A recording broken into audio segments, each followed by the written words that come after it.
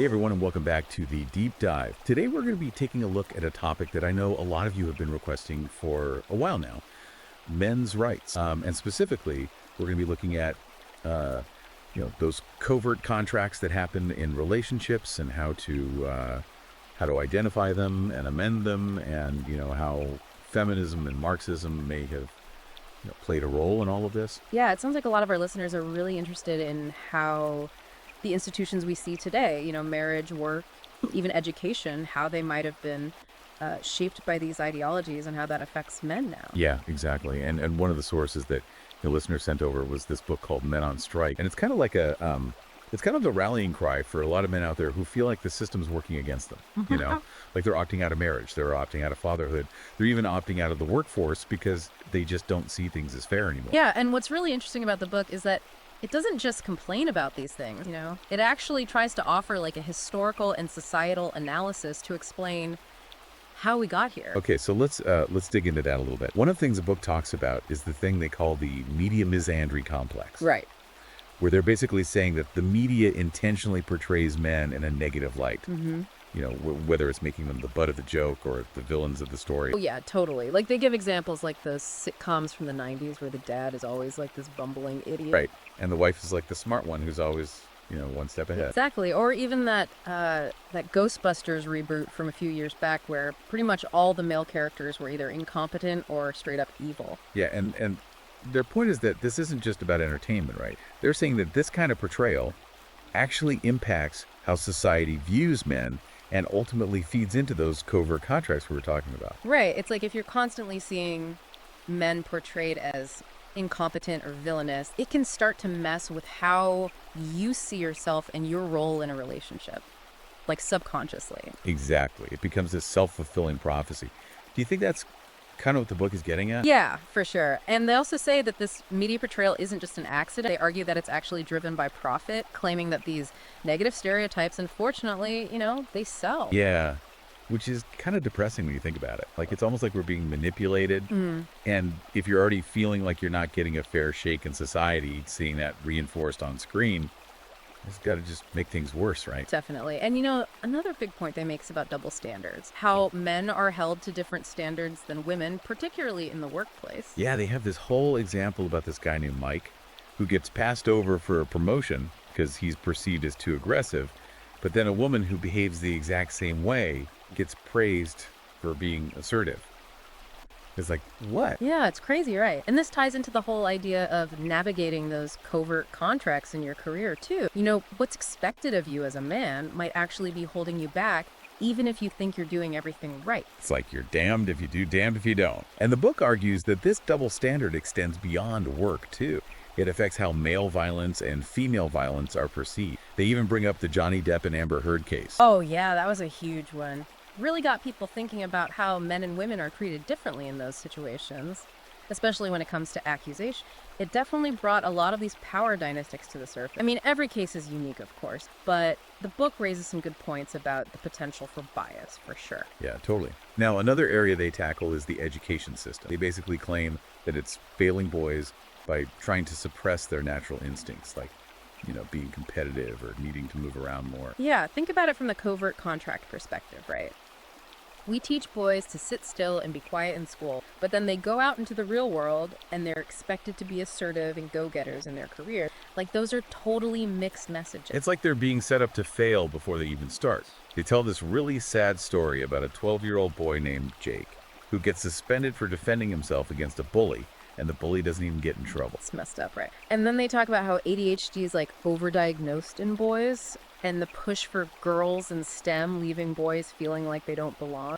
There are a lot of layers to it, for sure. Yeah, it's definitely complex, but I think the book's point is that the system isn't really designed to meet the unique needs of boys, and that can have some pretty serious consequences down the road. Yeah, definitely. Now things get even more intense when the book starts talking about family court. They claim there's like a systemic bias against men, especially when it comes to custody battles and child support. Oh, yeah, for sure. And this goes right back to those covert contracts, too. Like, what does it even mean to be a father and a provider in today's world? And how do those assumptions play out in a courtroom where things are supposed to be fair and impartial? Right. They even share this heartbreaking story about a father who's like struggling to maintain a relationship with his kids after a divorce, even though he's the primary breadwinner.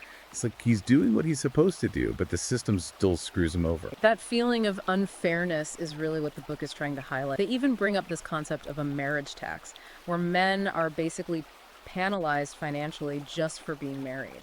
It's definitely a provocative claim, and the book is definitely not afraid to challenge conventional wisdom. Which is interesting because another really controversial issue they talk about is the wage gap. You know, they actually claim that the idea of women making less than men for the same work is a myth. Yeah, it's a common talking point in the men's rights movement, but it's definitely a complex issue with a lot of nuance to it.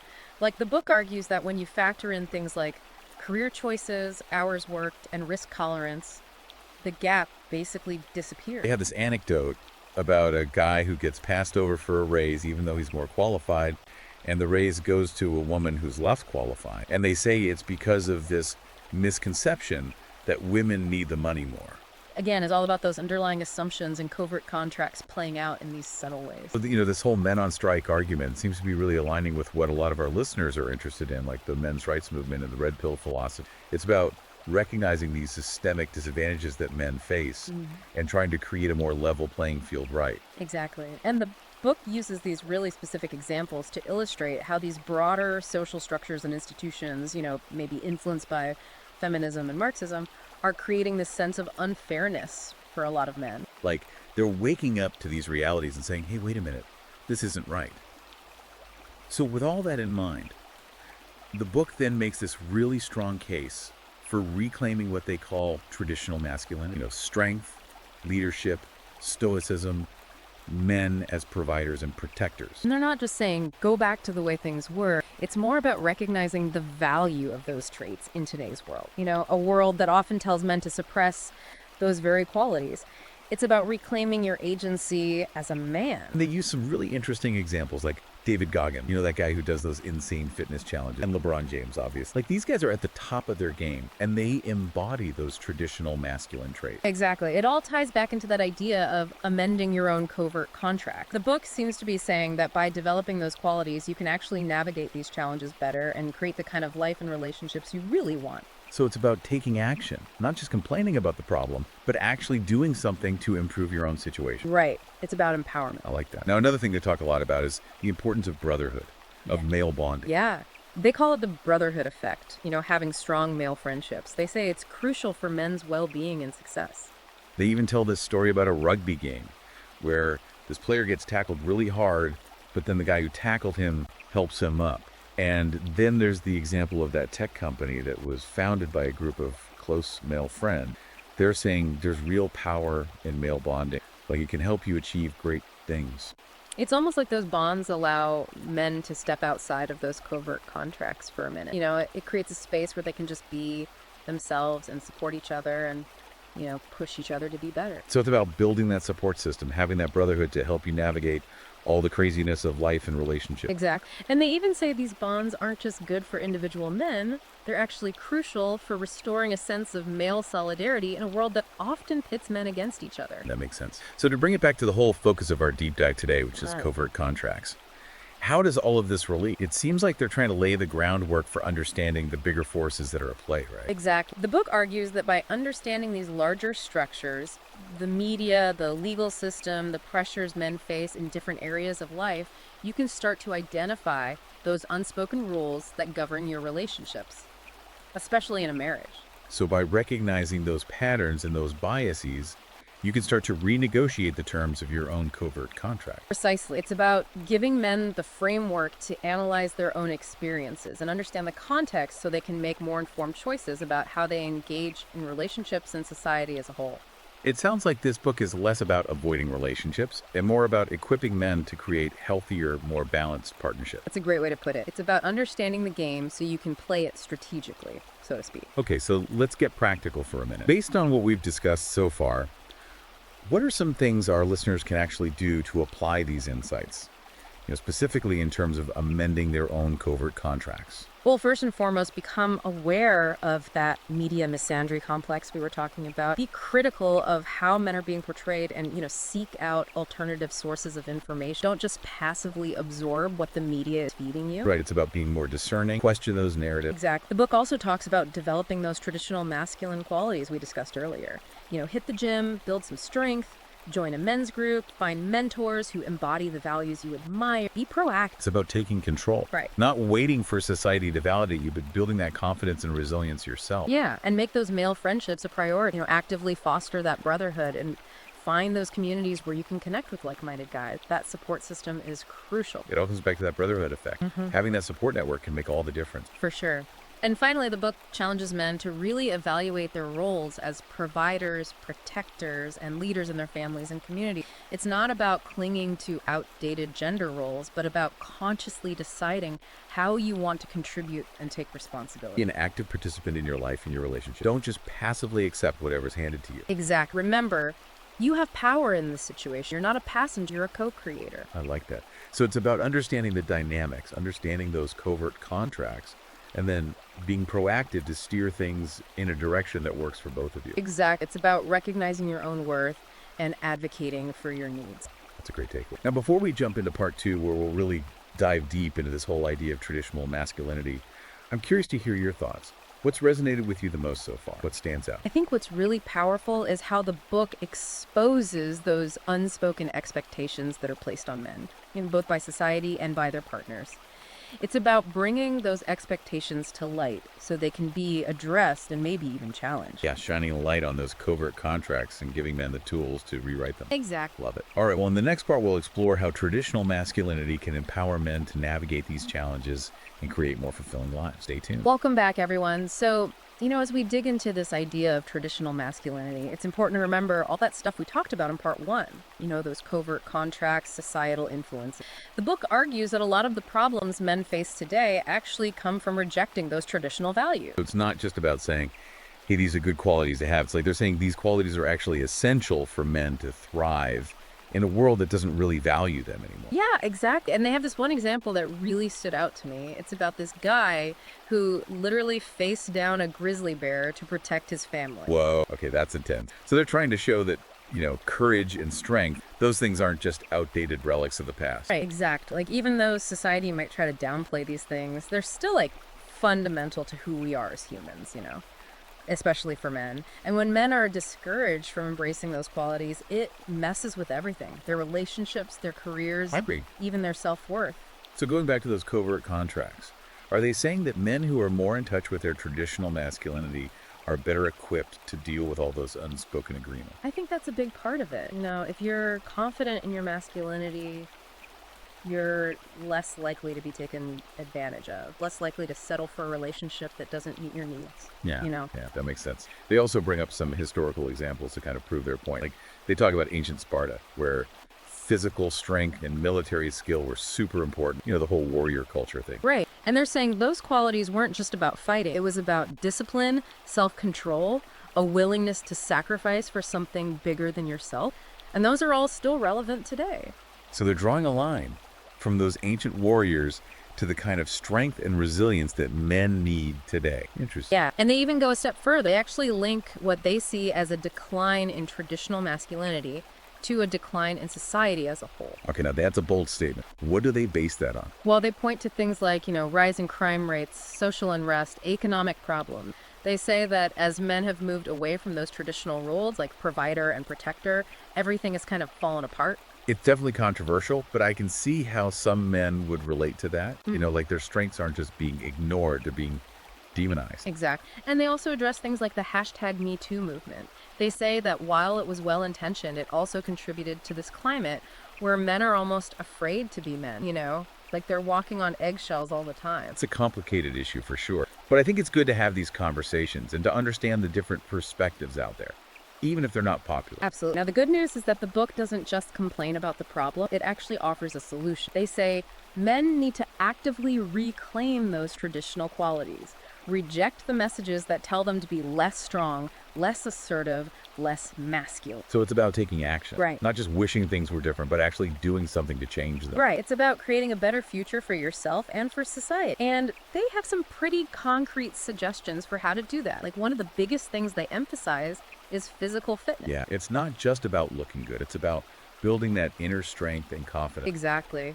They use David Goggins as an example again. Remember how he transformed himself? They're saying that pushing yourself physically, overcoming challenges, it changes your whole mindset. So it's like a mind-body connection. You get stronger physically and you feel stronger mentally and emotionally. Exact. And they recommend things like martial arts, team sports, even just doing physically demanding work. Anything that pushes you outside your comfort zone. It's about proving to yourself what you're capable of. Right. And they also talk about mental toughness. Things like practicing stoicism, visualizing negative outcomes so you can prepare for them. They say you need to embrace discomfort as a path to growth. Like, don't shy away from the hard stuff. So build that resilience. Yeah. Don't fall apart when things get tough.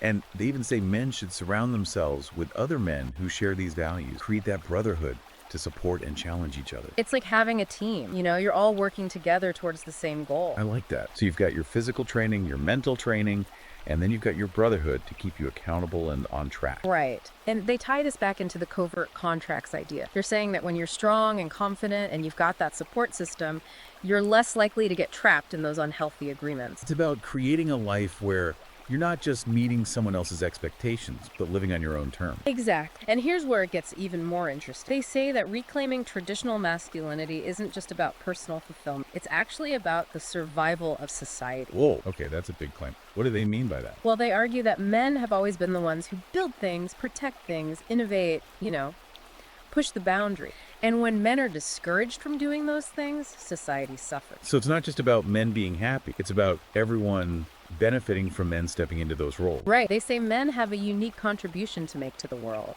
And when they're allowed to embrace those strengths, everyone wins. That's powerful. And they connect it back to the covert contract idea too.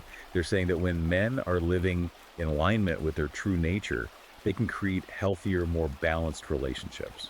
Ones that are built on respect instead of resentment. Exactly. Now, in part 3, we'll get into their thoughts on fatherhood and the male provider role. And we'll talk about how those things tie into these covert contracts that are shaping men's lives. Stay with us. Welcome back, everyone. So we've talked about a lot of the challenges men are facing these days, but let's get down to brass tacks. A lot of our listeners are really interested in those covert contracts. Like, how can guys actually identify them in their relationships? And maybe even start changing them? Yeah, that's the million-dollar question, right? The book Men on Strike makes the point that a lot of guys are basically stuck in these contracts without even knowing it.